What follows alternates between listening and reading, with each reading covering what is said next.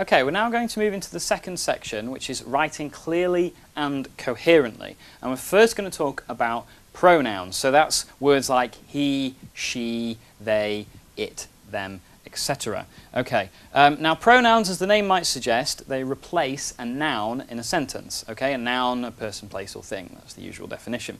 Now, a writer must use pronouns in order to avoid having dull and robotic sentences. And an example of a dull, robotic sentence that doesn't use pronouns would be something like this.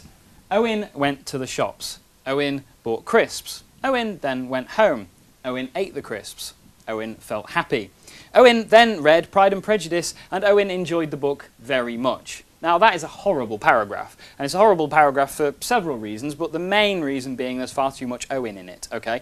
So probably 70% of those Owens need to be changed to the pronoun he, okay? Now, although they, note my use of pronoun there, are useful and fairly straightforward, actually pronouns can be surprisingly tricky things. It's quite easy to get confusing sentences because if it's not always clear to what your pronouns refer. Okay, and as the writer, you know what each pronoun signifies, but the person who's reading your work, who doesn't live in your head, might not. This is particularly problematic when there are lots of pronouns in a sentence or when your pronoun might refer to several different nouns. And let me give you another example. This is actually from my own work. In 1888, William Dean Howells reviewed Jeanette H. Walworth's Southern Silhouettes. It opened with the claim that characters, quote, are not the work of imagination, but are accurate outlines of actual entities. Now, why is that a confusing paragraph? It's a confusing paragraph because of this section here that I've highlighted in red. It opened with the claim that characters. Okay, it opened, well, we've had two things mentioned already. We've had Jeanette Walworth's book, Southern Silhouettes, and we've had William Dean Howells' review of that book. So it opened, does that refer to the book or does it refer to the review? So we need to change that so that it then becomes a work that opened with its author's claim that her characters, quote, are not the work of imagination, and so forth. So we've changed it and we've moved it around. It's now become her, and we've moved that slightly later into the sentence, and it's all become one sentence now, so that now it's clear that her is referring to Jeanette, so we know that we're talking about Southern Silhouettes and not the review. Okay, so a change of pronoun, a change round of pronoun can make quite a big difference.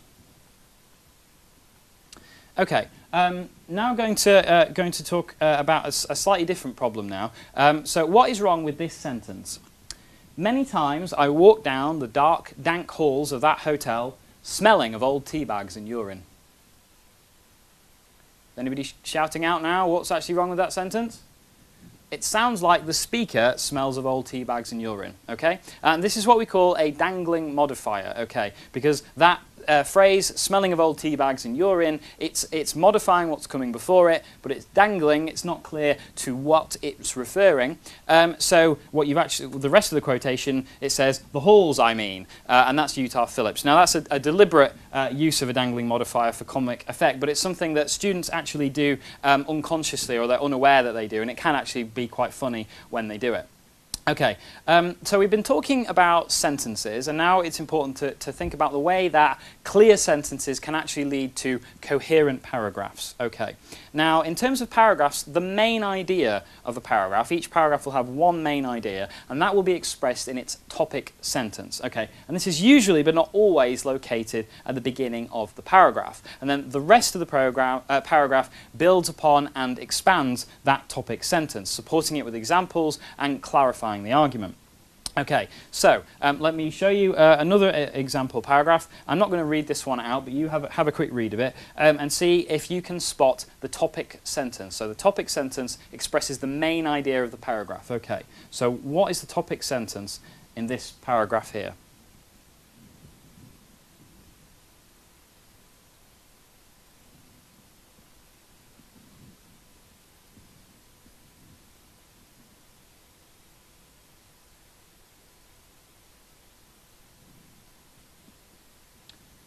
Okay, hopefully you've had enough time to read that paragraph. The topic sentence, perhaps not too surprisingly, is this one highlighted in red. It's the first sentence. So it's, in general, Victorian families were big. Okay, now that is the main idea of the paragraph. However, saying Victorian families were big is not enough in itself, because we need to know, well, how big? So the rest of the paragraph, that, as you can see, then goes on to say exactly how big, what the average is. It then says how that compares to previous centuries. It talks about the specific decades within the Victorian period, and then it then says how the average raised later on. So the rest of the paragraph keeps the main idea from the topic sentence, but expands upon that, complicates it, okay? And your paragraphs need to do exactly the same thing.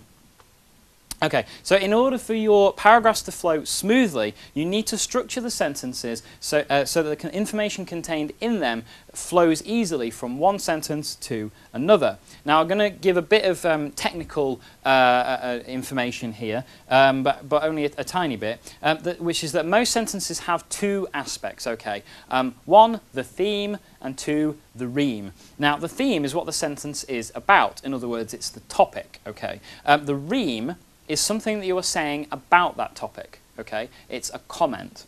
Okay, so now the theme normally comes at the beginning of a sentence, and the reme normally comes at the end. Okay, so let me give you an example. London is the English capital. Okay, very short sentence. London is the English capital. Now the theme is London, and the reme is the fact that London is the capital of England. Okay, so that's the comment that's being made about the theme. Okay, to make your sentences flow, you can do one of two things. Now, the first of these is to make the reme of one sentence the theme of the next. Okay, so this is the example. London is the English capital. It first became the capital under the Roman occupation of Britain. Under Roman control, the city was the administrative and commercial heart of ancient Britannia. Okay, so you can see in the first sentence, London is the theme, English capital is the reme. Then English capital, it first became the capital, becomes the theme of the next sentence. And you get a new reme, which is under the Roman occupation of Britain. And then under Roman control, Roman occupation of Britain, becomes the theme of the third sentence, and you get a new reme in the third sentence. Okay, so this is one technique that you can use to make your paragraphs flow from one theme to another. So it gives your paragraph, if you want to use your paragraph in a particular way to move from one idea to another, albeit all based around a particular topic. Okay, now that's one thing you can do, so it's making the reme of one sentence the theme of the next. Now, the second technique you can use to make your paragraphs flow smoothly is to make the theme of one sentence the same as the theme of the next sentence. So rather than changing the theme, you just keep going back to the same theme in different sentences and saying different things about that theme. Okay, so let me give you another example. English literature is the discipline that has bound the nation together. Its study created a sense of identity that went across different times, religions, races, and ideologies. In many ways, English literature created England. Now, you don't have to agree with that paragraph, and in fact I don't think I do. But in terms of thinking about its form, the theme is the same all the way through. The theme is English literature. So it's English literature, and then in the second sentence it becomes its study, so it's still the study of English literature, and then in the third sentence it's still English literature. So you're keeping the theme the same, and you're referring back to the same theme. Okay, so those are the two different techniques that you can use to create coherent paragraphs. Okay, we're now going to move into the third and final section, which is the importance of writing in active sentences. Okay, now an active sentence is one in which, as you can see here, the subject performs the verb, okay? And a passive sentence is one in which the subject is acted upon. Okay, so in an active sentence, the subject performs the verb, whereas in a passive sentence, the subject is acted upon. Okay, so let me give you some examples. The pen was picked up by Owen. Okay, that is a passive sentence because the pen is passively being picked up. But Owen picked up the pen is active because Owen is actively picking up the pen. Okay, now so the subject Owen is performing the action expressed in the verb to pick up. Now, to give another example, the window was broken by Owen is in the passive voice because the subject of the sentence, which is window, hasn't actually done anything. So the window has not done any breaking, rather the window has passively been broken, right? So how would you change that sentence, the window was broken by Owen, into the active voice? Somebody shout out. How would you change it? Instead of the window was broken by Owen, it becomes Owen broke the window. Okay, so you just swap it round. So it's actually surprisingly simple. Okay. Now you can spot the passive voice because the verb often has was or were or is in front of it. Various forms of the verb to be. Okay. And another little tip, you can also set Microsoft Word to search for passive sentences as well. Okay, now let me give you some more examples. Owen was run over by a car. Okay, again, that's passive because I'm not doing any running over. Owen is not doing any running over. He is rather passively being run over. Or my essay was eaten by the computer, rather than in the active voice would be the computer actively ate my essay. Yeah, the computer ate my essay.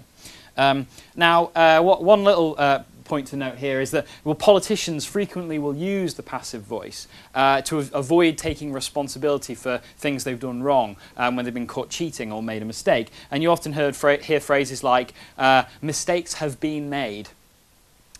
Mistakes have been made, not I have made a mistake, or my party has made a mistake, or the government has made a mistake, but mistakes have been made, as if they just kind of happened magically without anybody actually doing anything wrong.